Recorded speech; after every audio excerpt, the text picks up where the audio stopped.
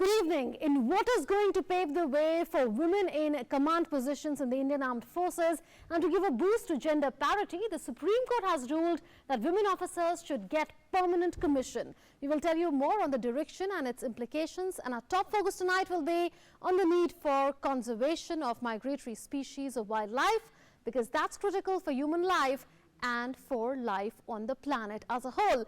We'll tell you how. And our in focus tonight is protecting migratory wildlife, that and the other big news stories of the day. On a news-packed show tonight, I'm Munmun Bhattacharya. First up, the headlines. Headlines is sponsored by Wonder Cement. Ek perfect shuruaat. Supreme Court paves the way for women in command positions in the armed forces, directs the centre to grant permanent commission to all women officers within 3 months.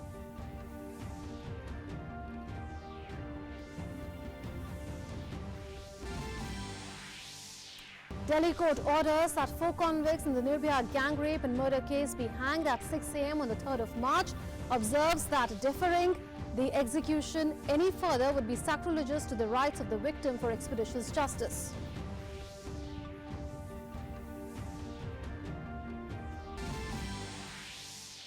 Supreme Court says people have a fundamental right to protest against a law, but blocking of public roads is a matter of concern and there has to be a balancing factor.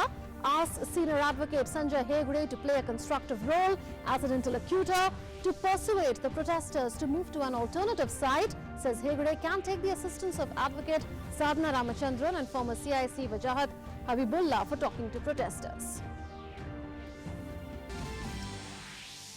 Prime Minister Narendra Modi inaugurates the 13th Conference of Parties on Conservation of Migratory Species of Wild Animals at Gandhinagar. Says India has been championing the cause of climate action. Says India is one of the few countries whose actions are compliant with the Paris Agreement. Declares that India has prepared a national action plan for conservation of migratory birds along the Central Asian Flyway.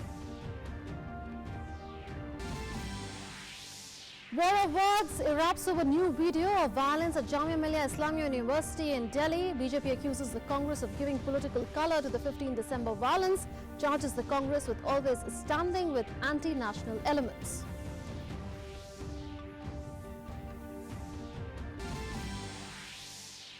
Babulal Marandi returns to BJP's fold after 14 years, merges his JVMP party with BJP in Ranchi in the presence of Home Minister Amit Shah. Amit Shah welcomes Marandi, saying it's his second homecoming.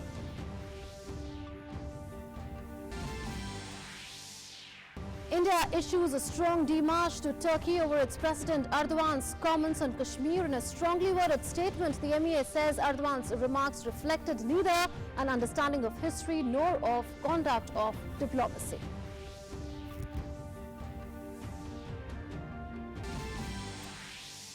Death toll in China due to novel coronavirus crosses 1,770. 200 evacuees out of 406 brought back from Wuhan to India, discharged from ITBP camp after being tested negative for the virus.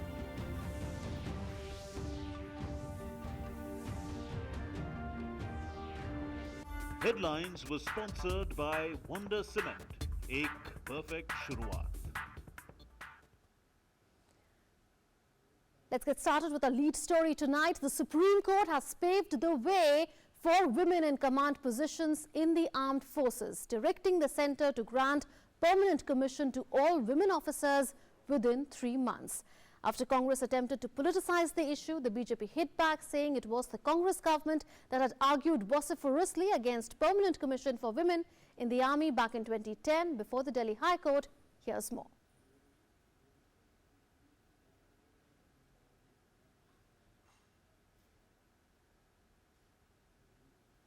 Verdict, the Supreme Court has directed the centre to grant permanent commission to all women officers in the army within 3 months. The apex court said that women officers in the past have brought laurels to the country and change of mindset is required to put an end to gender bias in armed forces.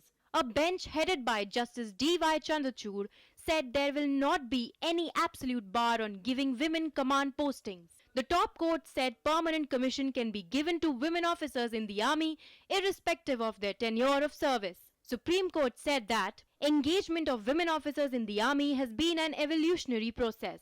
It is of the opinion that physiological features of women have no effect in granting permanent commission, and they have to be given equal opportunity at par with their male counterparts in the armed forces. Even after 70 years of post-colonial era, there is a need for change in the mindset with regard to giving equal opportunity to women officers in the Indian Army. Women officers have brought laurels to the country and several gallantry, Sena medals and UN peacekeeping awards. To cast aspersion on them on the basis of physiological features is wrong as based on policy. The bench, however, clarified that deployment of women officers in combat role is a matter of policy as held by the Delhi High Court, and the competent authority has to look into it. 10 वर्ष से अधिक ये लंबित मामला court में चल रहा था और किश्तों में कुछ न्याय प्रक्रिया मिल रही थी और आज इस पर जो है सुप्रीम कोर्ट ने बहुत ही बढ़िया फैसला दिया है। तो मैं सर्वप्रथम तो हमारे प्रधानमंत्री श्री नरेंद्र मोदी जी को धन्यवाद देना चाहती हूँ। जो 2 बड़े नियम जो रेगुलेट हुए, जिसके आधार पर महिलाओं को परमानेंट कमीशन देने की बात हुई, वो हमारी सरकार के समय पर हुए। और जो रही सही कसर थी, जहाँ पे कुछ ब्यूरोक्रेटिक हर्डल आ रही थी कि जो सर्विंग ऑफिसर्स हैं उनको नहीं दिया जा रहा था, तो उसके रहते हुए आज वो फैसला जो है सुप्रीम कोर्ट ने किया। Women officers are elated at the verdict of the apex court. It's a very progressive judgment. I'm feeling very great about it. I want to celebrate the womanhood. We have waited for this day for so many years. Now it will only give motivation to the younger officers and the generations to come. And as I already told, that it will certainly put India in a different perspective in the world. In 2018, during his address to the nation from the ramparts of Red Fort, the Prime Minister promised permanent commission to the women officers. Short service commission के माध्यम से महिला अधिकारियों को पुरुष समकक्ष अधिकारियों की तरह पारदर्शी चयन प्रक्रिया द्वारा स्थायी कमीशन का मैं आज घोषणा करता हूं। जो हमारी लाखों बेटियां आज यूनिफॉर्म की जिंदगी जी रही है, देश के लिए कुछ करना चाहती है, उनके लिए आज मैं ये तोहफा दे रहा हूं, लाल किले की प्राचीर से दे रहा हूं। On February 9th, serving women officers in the Indian Army had countered the stand on denying command posts to the women on the ground of their physiological limitations. The women officers had said that they have been serving in the 10 combat support arms for the last 27 to 28 years and have proven their mettle and courage under fire. The written submission had also said the women officers have demonstrated that they do not lack in any manner in the roles that have been assigned to them. The women officers had said, according to the policy letter dated February 25, 2019, permanent commission to women officers is being confined to staff appointments only as against criteria appointments, command appointments. With inputs from Vikas Sarthi, Newsnight Desk, DD India. So this indeed is going to go a long way in ensuring gender parity in the armed forces. Meanwhile, Prime Minister Narendra Modi addressed the COP13 Convention on conservation of migratory species of wildlife animals that got underway in Gandhinagar. The theme for COP13 is Migratory Species Connect the Planet and Together We Welcome Them Home. In his address, the Prime Minister highlighted India's efforts to tackle climate change and wildlife conservation and laid out the roadmap for CMS for the next 3 years when India holds its presidency. We have been traditionally participating the mantra of Atithi Devo Bhava. This has been reflected in the slogan, theme for the CM's COP13. The cultural ethos of India encourages compassion and coexistence of all living beings, and it was the same sentiment that was emanating from the inaugural ceremony of the 13th meeting of the Conference of Parties to the Convention on the Conservation of Migratory Species of Wild Animals in Gandhinagar. The theme of COP13, Migratory Species, Connect the Planet and Together We Welcome Them Home, is a great example of the Indian tradition of Atithi Devo Bhava. Taking this tradition forward, Prime Minister Narendra Modi said that India has been championing climate action based on the values of conservation, sustainable lifestyle and green development model. Prime Minister Modi announced that India has prepared a national action plan for conservation of migratory birds. He asserted that his government is committed to sustainable development and is ensuring that development can take place without harming the environment. India is a part of the Central Asian Flyway for migratory birds. With a view to conserve the birds along the Central Asian Flyway and their habitats, India has prepared a national action plan for conservation of migratory birds along the Central Asian Flyway. While addressing the COP13 Convention via video conference, Prime Minister Modi said that India is amongst those few countries taking steps to achieve the Paris Climate Accord targets. The International Solar Alliance, the Coalition for Disaster Resilient Infrastructure, and Industry Transition Leadership with Sweden have seen encouraging participation from wide array of countries. India is one of the few countries whose actions are compliant with the Paris Agreement goal of keeping rise in temperature to below 2 degrees Celsius. PM Modi also highlighted India's achievements in conservation of tigers. The population of tigers in India has increased significantly and achieved its target of doubling the number of tigers 2 years before the committed date. Prime Minister Narendra Modi also highlighted India's leading role in wildlife conservation. The number of protected areas has increased from 745 in 2014 to 870 in 2019. The forest cover has significantly increased to 21.67%. India has launched Project Snow Leopard to protect snow leopards and their habitat in the upper Himalayas. India also launched the National Conservation Strategy for the Indian one-horned rhinoceros, as well as Asiatic Lion Conservation Project. The number of tiger reserves has increased from 9 since its formative years to 50 at present. At present, India has the distinction of having a population of almost 2,970 tigers. India has achieved its target of doubling the number of tigers 2 years before the committed date of 2022. The logo of COP13 is inspired by the traditional kolam art form from southern India, which has a profound significance in the context of living in harmony with nature. The logo depicts key migratory species in India like Amur falcon, humpback whale, and marine turtles. The mascot for CMS COP13 is the Great Indian Bustard, which is a critically endangered species and has been accorded the highest protection status under the Wildlife Protection Act 1972. Representatives from 130 countries, eminent conservationists and international NGOs working in the field of wildlife conservation are attending the event.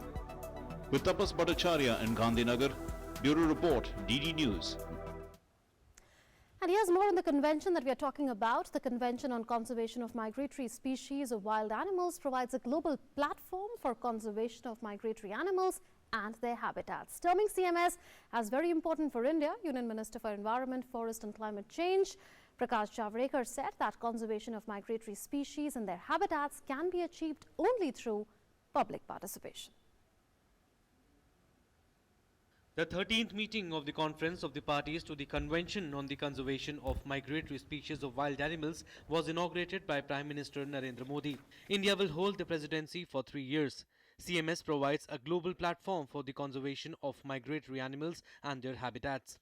Terming CMS as very important for India, Union Minister for Environment, Forest and Climate Change, Prakash Javadekar, said it is an exciting moment of development. India should pay more attention to migratory species and their habitats. He said that this could be achieved only through people's participation. If we make strict rules and laws, that doesn't save planet. Planet can be saved only by having people participating in it voluntarily. And therefore, don't put unrealistic conditions for preservation and don't convert friends into enemy. The Union Minister also inaugurated India Pavilion showcasing the biodiversity of the nation. He also released a postage stamp. COP13 of the Convention on Migratory Species of Wildlife Animals is the only multilateral treaty that works for migratory species and their habitats. This convention is very important for conservation of migratory species. Many species of wild animals migrate from one place to another at different times of the year due to various factors like climate, temperature, food, sunlight, etc.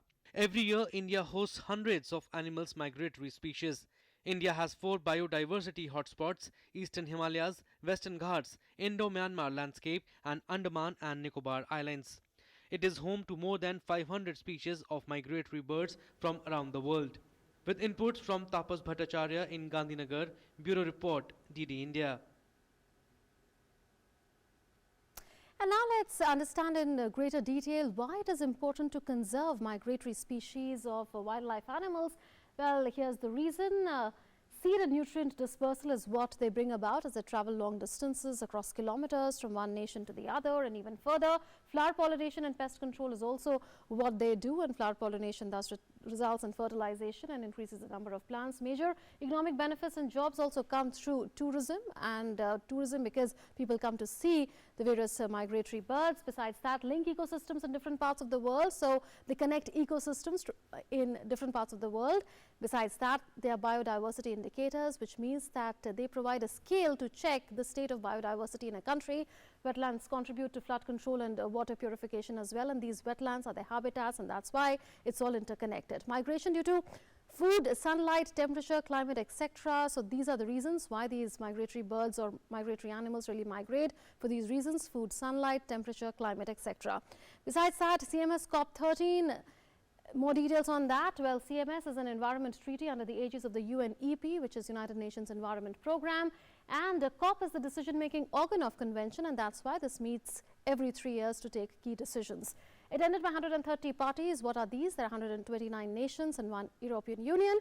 Global platform for deliberating conservation of migratory wildlife. So here's where all the deliberations take place and decisions take place.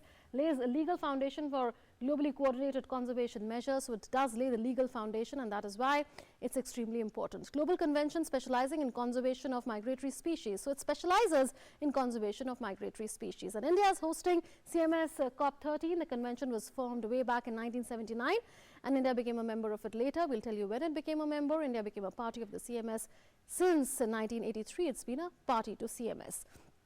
Indian subcontinent is part of the Central Asian Flyway, and Prime Minister Narendra Modi today said that India has prepared a national action plan for Central Asian Flyway and is willing to help other countries that are part of the Flyway also formulate the action plans. Wildlife conservation is part of India's cultural ethos. The Prime Minister spoke about Vasudev Kutumbakam, India championing the cause of climate action. The Prime Minister spoke about how India is championing climate action through ISA, CDRI, etc.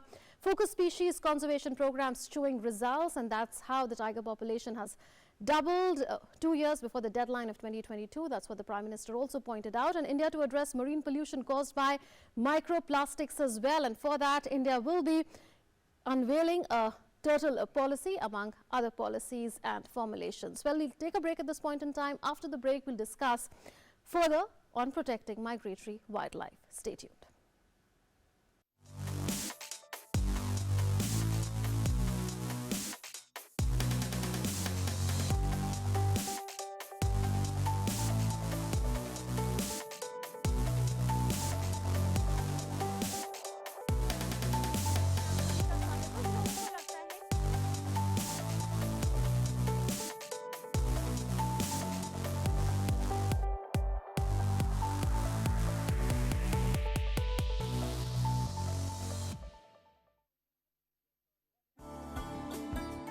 Special edition of DD Dialogue Naya Kashmir, Winds of Change from Srinagar. Past 6 months, Kashmir is comparatively peaceful. The Naya Kashmir is not supposed to be only a slogan. It needs to be transformed into reality. This is my first time मैं बोल रहा हूँ आपके सामने, मेरे हाथ में mic है 2 दर्जन के. We are hopeful and I believe in the ideology of India कि जो भी हो रहा है सही हो रहा है.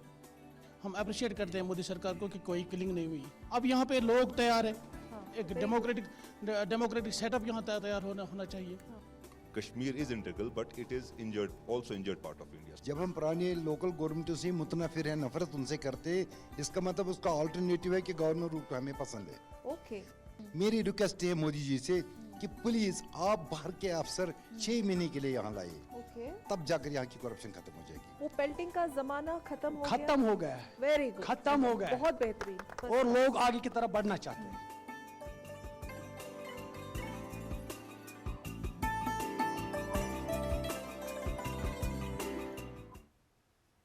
You're watching News Night. Our in focus tonight is protecting migratory wildlife. To talk about that, we have with us Ami Frankel. She is Executive Secretary with the CMS, and Hem Kumar Pandey is former Special Secretary, Ministry of Environment, Forests and Climate Change. I welcome you both to News Night. Ms. Ami, I'll begin with you. How pressing is the challenge of conservation of migratory species of wildlife? I'm asking you that to understand the rate at which extinction of endangered species is taking place.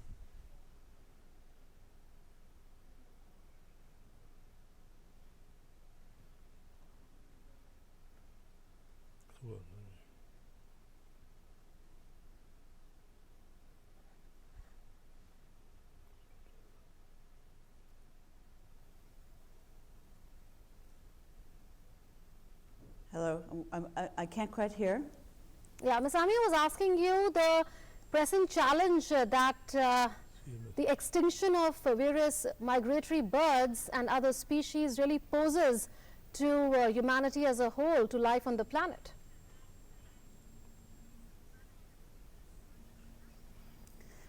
Well, migratory species are part of our lives. They connect us everywhere that we are. Migratory species include birds, they include elephants and other terrestrial mammals, and also dolphins, whales, fish.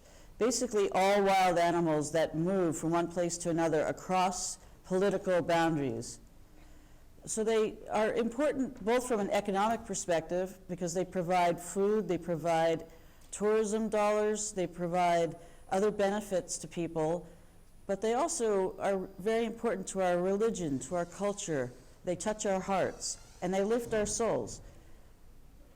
So migratory species are part of our lives, and the problem is that we're losing them at a very, very high rate. There was a major report last year put out by the United Nations, and it said that we are in danger of losing 1 million species to extinction in the next few decades if we don't take action. So this conference here in Gandhinagar, which was opened today by the Prime Minister, is all about trying to take the right steps to protect these species.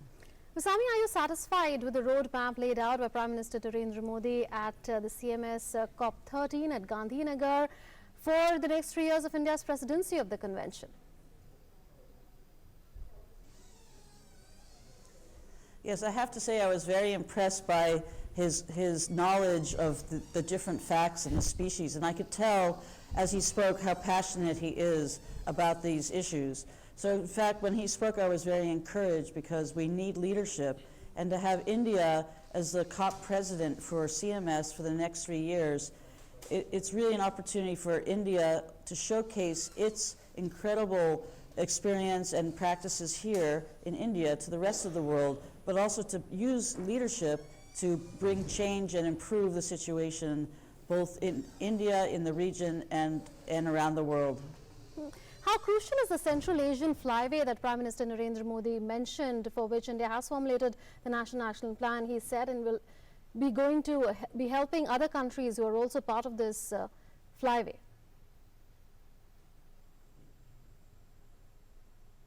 Yeah, the Central Asian Flyway is extremely important, and it involves about 30 or more countries. So what this means is this is the pathway that many birds take to go from the south to the north. And there are several other flyways around the world. You can look at a map of the globe and see that birds kind of follow a path to the north, or they go, if they're on the other part of the world in the southern hemisphere, towards the south. So for India, it happens to be right in the middle of the Central Asian Flyway. And that means that in order to help protect the birds that go through India, it also needs to work with the countries all around it that are also part of this flyway. So it's extremely important that India is taking leadership on this issue And I was very happy to hear that they're stepping up to do that and will be working with other countries in the days, weeks, and years to come to really agree on actions that we can take together to ensure the survival of these species. The Prime Minister, Ms. Ami, also spoke about how India now plans to develop or establish a trans-boundary protected area, since the Prime Minister said that India shares common boundaries with protected areas of neighboring countries. Is that going to be a first?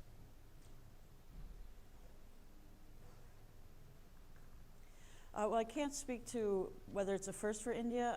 I don't know, but I can say how important what that is, what those kinds of actions are. The reason why our agreement exists, it's a Convention on Migratory Species, is because some animals cross boundaries between different countries. So as long as there's a regular passage between two countries, our treaty comes into action. So that means that cooperation between India and its neighboring states in the way that Prime Minister Modi laid out is extremely important and a very positive development. What are the most potent threats to the existence of these migratory species of wildlife, and do you think that the world is gearing up towards enough action to protect them going forward?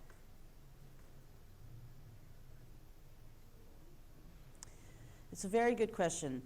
There are several kinds of threats to these animals.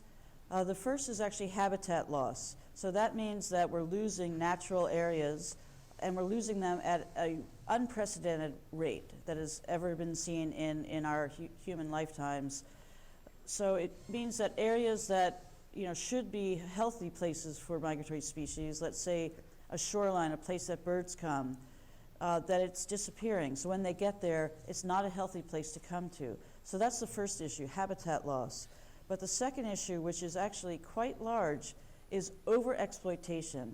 And that means obviously what it sounds like, which is it could mean hunting, it could mean bycatch in fisheries, it can mean any way that animals are taken by human beings in a way that is stressing out their populations and reducing them to dangerous levels. So those are some of the major impacts or threats. The other I should mention is climate change. I heard earlier in your show that climate change was mentioned, and indeed climate change is affecting migratory species, both because it affects their habitats. For example, the oceans, some species, especially the ones closer to shore, it's been shown that they actually have a much harder time with climate change than land-based animals, because they can't move, they can't get away if they live close to the shore in shallow areas. It also changes the time of year that animals might move. So when they move from one place to another, if they're expecting to find the kind of environment or the prey, the things that they eat, to be there when they arrive, that rhythm might be broken because of the change in our climate. Ms. Ami, considering the threats that are posed to the very survival of these migratory species, do you expect 2020 to emerge as a super year in terms of planning for the next decade?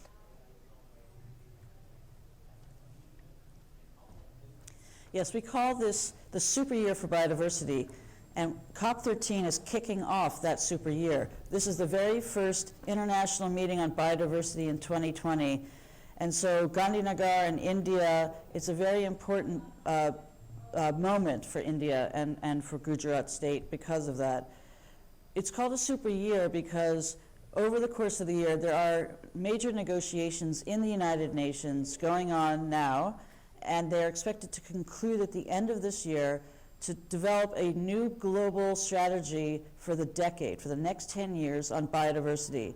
So biodiversity includes the things that we deal with on the Convention on Migratory Species, which are the birds, the animals, and the fish and the other creatures of our oceans.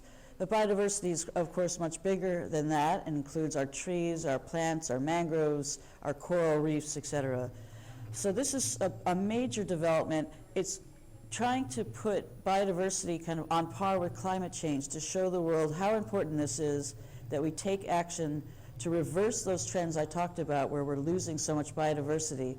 You know, climate change might be abstract for many people, but biodiversity is very familiar because that's what's in our parks, in our backyards, it's our farms, it's the nature that provides the things that we rely on as human beings. So that's why it's so important that we do succeed at the end of this year with a really ambitious plan for the decade.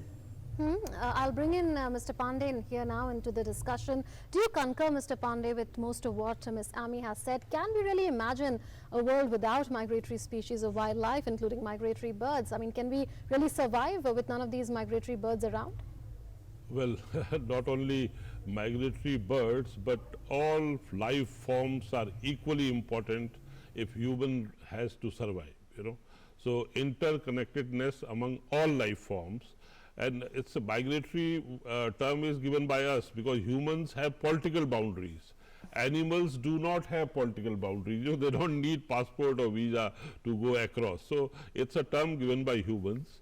And you know, the animals have their own territory, plants have their own territory, their territorial jurisdiction is there. Ecology and nature is amazing, you know, so let's not put only migratory species of animals, all life forms, be it virus, bacteria, you know, algae, fungi, bryophytes, angiosperms, you know, you name gymnosperms, all life forms are equally important for us, the humans. How do you think India has been doing in terms of conservation of biodiversity, particularly considering the various programs that India has launched, for instance, focus species conservation programs, under which we've doubled the tiger population well ahead of the target of 2022? Well, I mean, if you see the context, you know, India is 2.5% of world's geographical area, you know, so if you see that context and the number of humans we house, almost 1/5 of the world, number of cattle we house, 1/5 of the world. If you see this context, 8% of world's species are in India. It itself is, you know, an example that, you know, India is doing fairly well. Holding on to other species on this earth is very difficult, particularly with this kind of biotic pressure that we have. Our people have been in the forefront of managing, biodiversity in this country, backed by, you know, the laws and policies of government. You know, Wildlife Protection Act in India is of 1972 vintage, you know, when people never talked about conservation of life. You know, so we have laws in place, we have policies in place, we have people who come forward to save species. There are umpteen stories, umpteen examples of affirmative action. You know, all these three conventions that India has hosted in last 10 years, Convention on Biological Diversity, Mr. Pandey, a quick intervention I'll make here. Do you think that our sustainable development is taking place in such a manner that it is dovetailing the concerns with regard to wildlife conservation, including that of migratory species? See, our sustainable development in letter and spirit means balancing economics, sociology and ecology. You know, India can't afford to just develop and grow. We are saving, protecting the life on earth. And that's the sustainable development model, that is balance the three pillars of sustainable development.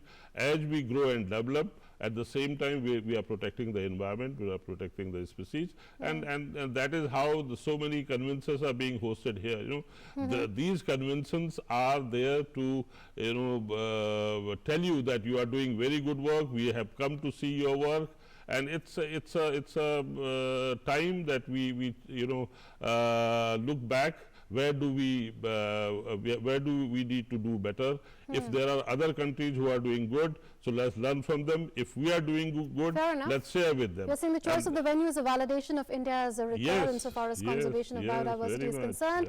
Ms. Ami, the last question I'll take to you. How do you think India can work alongside other countries to further this objective of biodiversity conservation, including that of migratory species, considering the Prime Minister spoke about how India is now planning to work alongside ASEAN countries and East Asia Summit countries in sync with Indo-Pacific Ocean Initiative?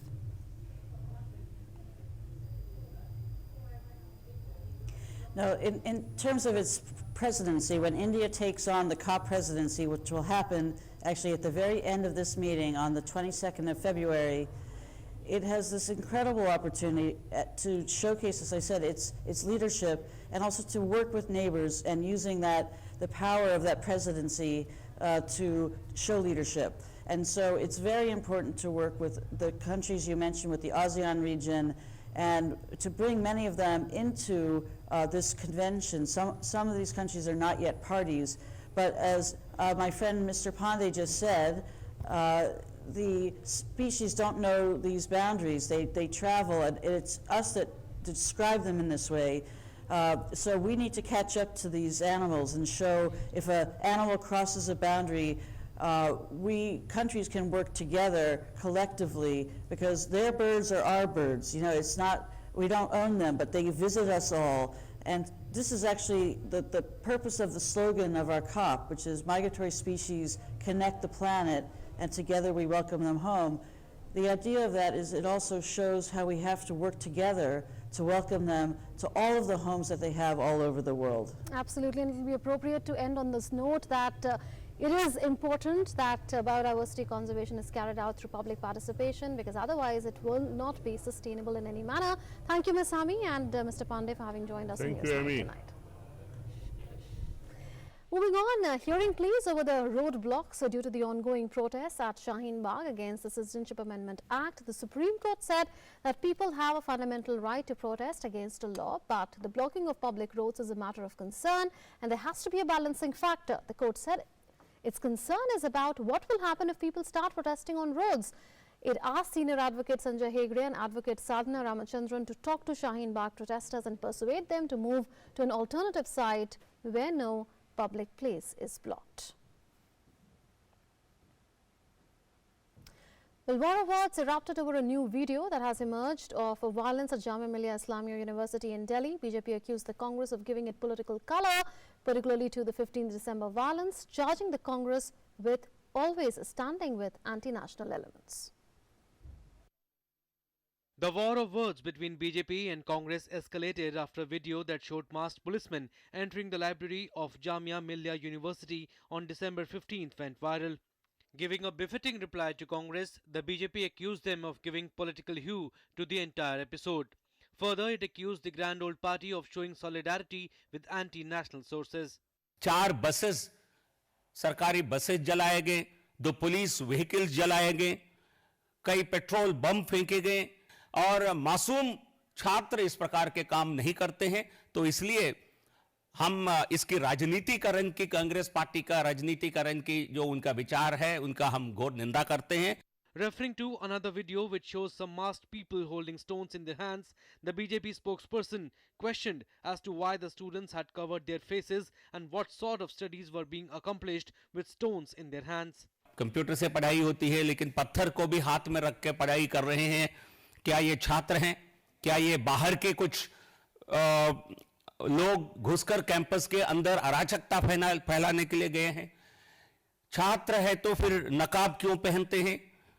नकाब पहनकर कौन अपने identity को बचाना चाहता है? On the revelation in the book of former Deputy Chairman of Planning Commission Montek Singh Ahluwalia, BJP said that by tearing the ordinance, Rahul Gandhi insulted not only the then Prime Minister Manmohan Singh but the entire country. He also said that if Manmohan Singh ji had a little self-respect, he would have resigned at that time. Montek Singh Ahluwalia ji का जो खुलासा है, ये doctor Manmohan Singh ji की बेबसी का एक उदाहरण है. उनको देश उस समय जो ऑर्डिनेंस फाड़कर राहुल गांधी ने केवल मनमोहन सिंह जी का अपमान नहीं किया था, उन्होंने देश के प्रधानमंत्री का अपमान किया, देश के कैबिनेट का मजाक उड़ाया. During the UPA regime, an ordinance was torn by Congress leader Rahul Gandhi in 2013. Montek Singh Ahluwalia claimed in his book that Manmohan Singh was deeply saddened by the tearing down of the bill passed by the cabinet and wanted to resign. With Sudhakar Das from Delhi, News Night Desk, DD India. A Delhi court issued a fresh death warrant for convicts in Nirbhaya case, ordering that the 4 convicts in the gang rape and murder case be hanged at 6 a.m. on the 3rd of March. It observed that deferring the execution any further would be sacrilegious to the rights of the victim for expeditious justice. A Delhi court has issued fresh death warrants for March 3rd at 6 a.m. against the 4 death row convicts in the Nirbhaya gang rape and murder case. Additional Session Judge Dharmendra Rana issued fresh warrants against death row convicts Mukesh Kumar Singh, Pawan Gupta, Vinay Kumar Sharma and Akshay Kumar.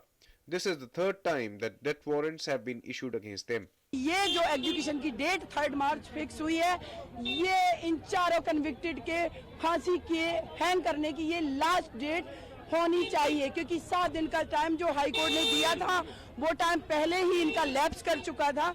इसलिए ये जो date है ये final date होनी चाहिए और इनको 3 मार्च को हैंग कर दिया जाना चाहिए। Nirbhaya's parents have welcomed the verdict. Finally आज डेट वारंट जारी हो गया। हम उम्मीद करते हैं कि 3 मार्च का फाइनली वो 3 मार्च को लटक जाए। जब इनको 3 तारीख को डेट वारंट मिला कि 6 बजे लटकाए जाएंगे तो बहुत अच्छी बात है और हम खुश हैं, पूरा देश खुश है, क्योंकि अभी फोन आया था घर से, गांव से कि क्या हुआ, तो मैंने बता दिया कि ऐसा ऐसा है, तो गांव में भी लोग बहुत खुश हैं। The first date of execution, January 22nd, was postponed to February 1 by a January 17 court order. Then the trial court on January 31st stayed till further orders the execution of the 4 convicts as they had not exhausted all their legal remedies. The 23-year-old physiotherapy intern who came to be known as Nirbhaya was gang raped and brutally assaulted on the night of December 16, 2012 in a moving bus in Delhi. She died of her injuries a fortnight later. 6 people, including 4 convicts and Ram Singh and a juvenile, were named as the accused. Ram Singh, the prime accused, allegedly committed suicide in Tihar jail. The juvenile was put in a correctional home for 3 years. Pawan is the only one among the 4 convicts who has not yet filed the curative petition, the last legal remedy available to a person, which is decided in chamber. He has also not filed the mercy plea. His counsel informed the court that he wanted to move curative petition before the Supreme Court and the mercy plea against death sentence before the President of India. With inputs from Vikas Sarthi in New Delhi, News 9 Desk, DD India. Well, the death toll in China's coronavirus epidemic has climbed to 1775, with at least 70,548 total cases reported confirmed by the National Health Commission of China on Monday.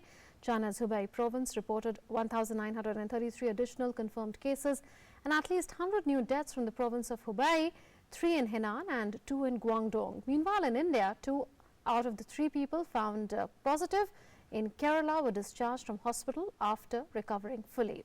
All 406 people who are housed at an ITBP quarantine facility after being brought back from Wuhan have tested negative in the latest sample examination and will be discharged in a phased manner beginning from today.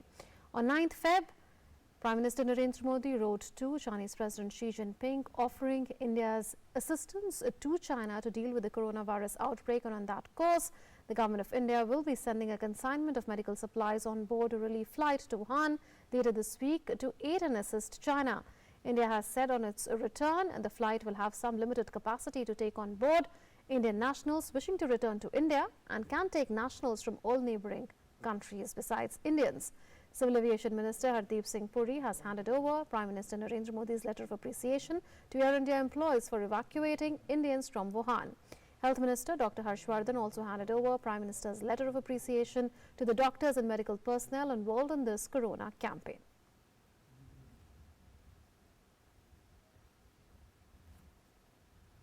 President Nath Kovind is on a 2-day visit to the Union Territory of Dadra, Nagar Haveli and Daman and Diu from today. The President today inaugurated various people-centric projects and laid the foundation stone for various developmental works in Diu and Daman.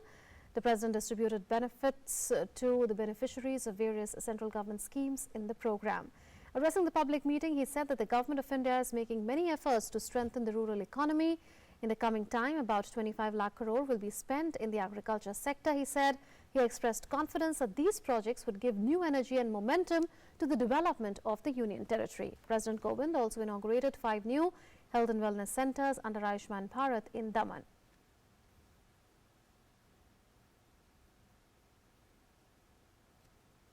औद्योगिक विकास के साथ साथ पर्यावरण के संरक्षण के प्रति भी यहाँ का प्रशासन, उद्यमी और आप सब लोग सभी जागरूक हैं।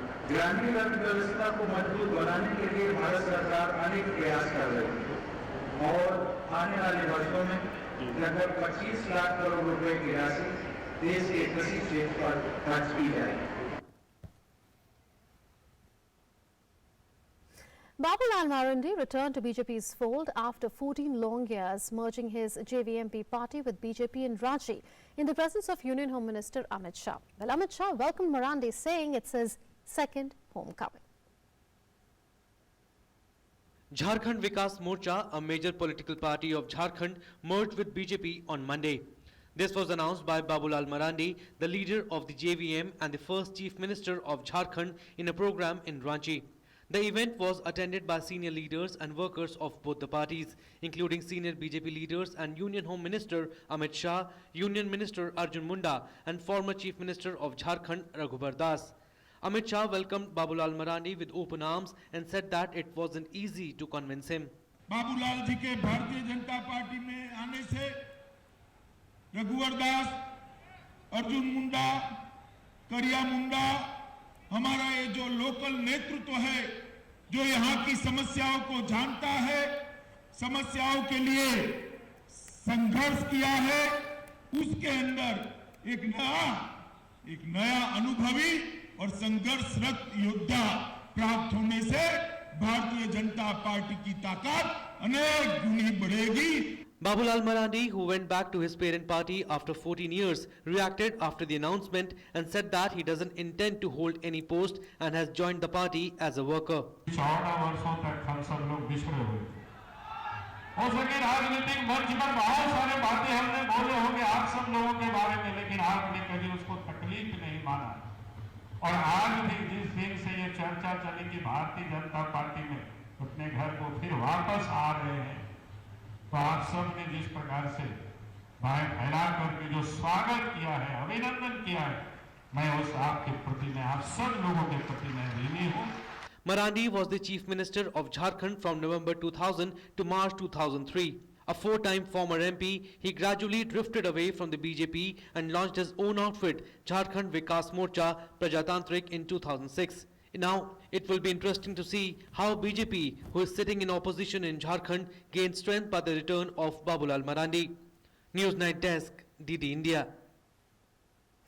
The government school in Basavana, Bagewadi Taluk in Vijaypur district of Karnataka is in the news for more than one reason, as the children of Adarsh school of PB Hunashyana village in the taluk got their hands on scientific experiments with lab equipments with the setting up of an Atal tinkering lab in the school.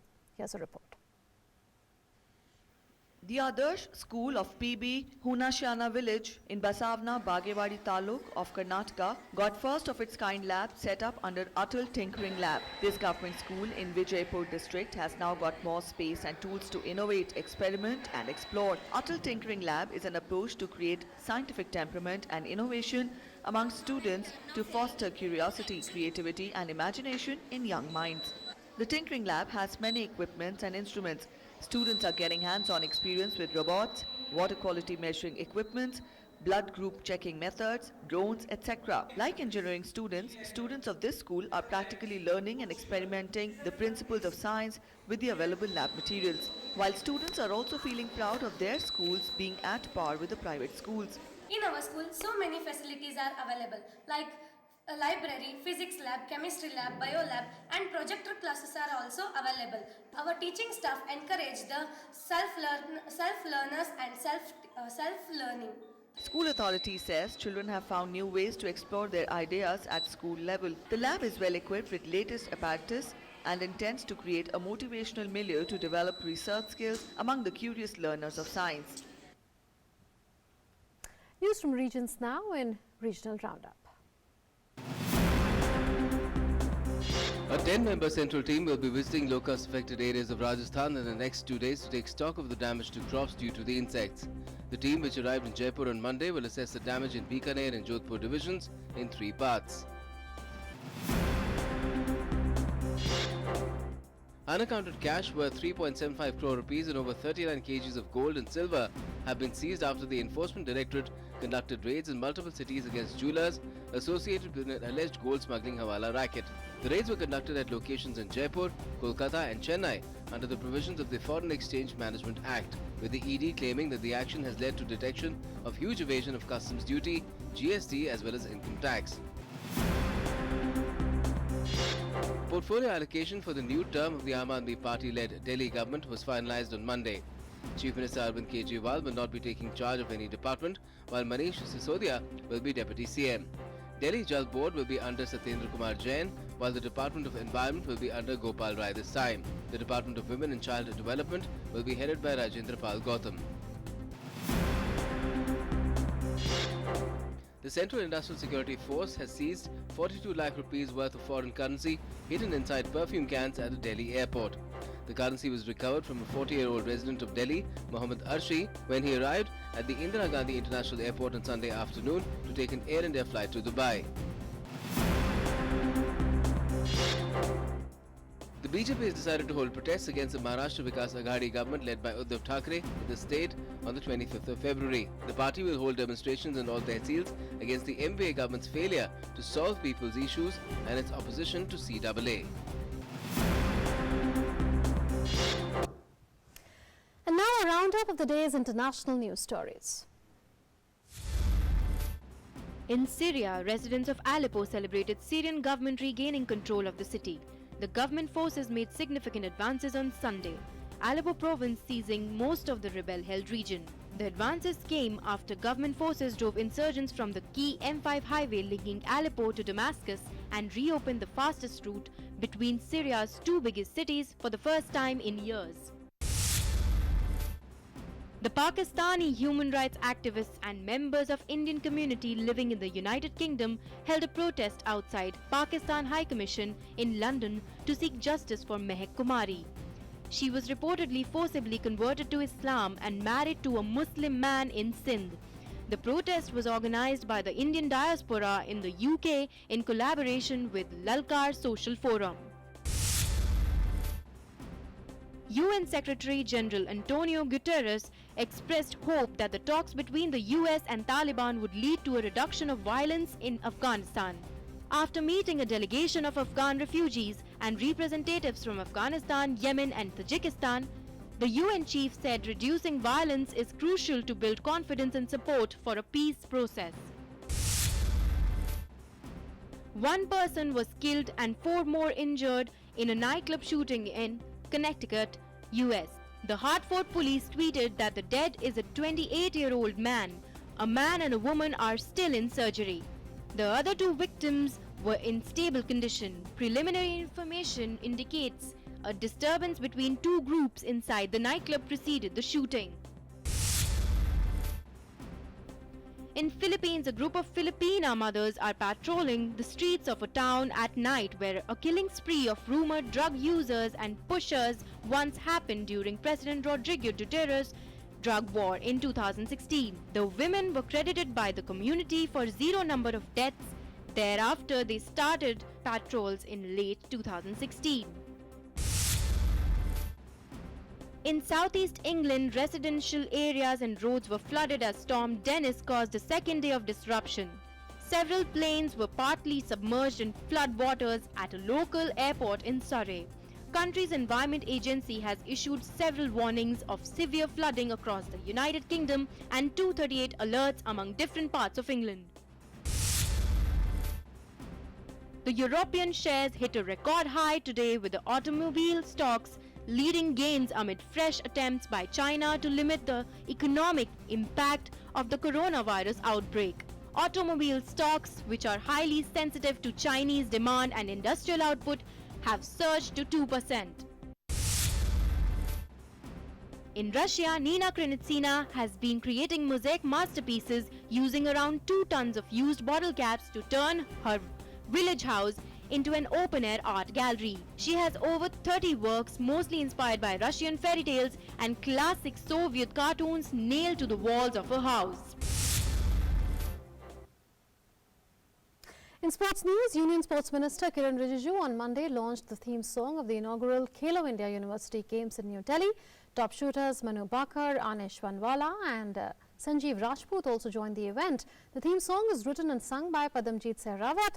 The first Khelo India University Games will witness over 4,000 athletes from 100 universities across India vying for top honours in 17 different disciplines. Odisha will host the prestigious event from the 22nd of February to the 1st of March 2020 at the Kalinga Institute of Industrial Technology University in Bhubaneswar in association with the Sports Authority of India, Association of Indian Universities, the Indian Olympic Association and the National Sports Federations.